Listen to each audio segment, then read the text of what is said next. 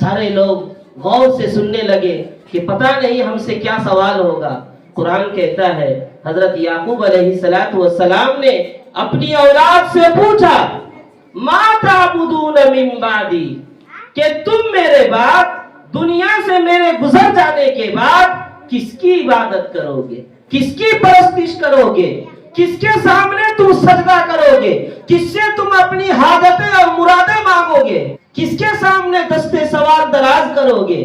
یہ حضرت یعقوب علیہ السلام نے اپنی اولاد سے پوچھا ما تعبدون من بعدی، کہ تم میرے بعد کس کی عبادت کرو گے۔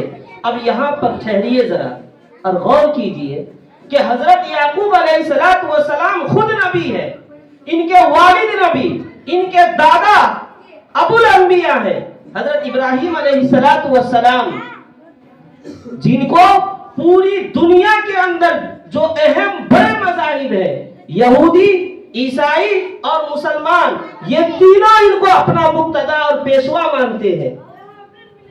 ان کے پوتا ہے حضرت یعقوب علیہ السلام۔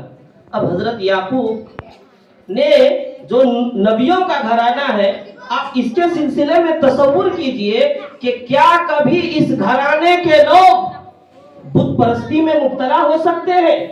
کیا اس گھرانے کے لوگ کبھی شرک کر سکتے ہیں؟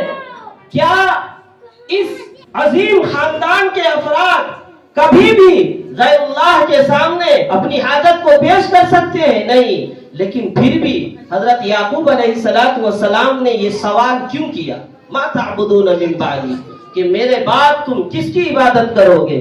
مفسرین نے لکھا ہے کہ دراصل حضرت یعقوب علیہ السلام مصر میں تھے، اور مصر کے اندر مسلمانوں کی جو تعداد تھی وہ بہت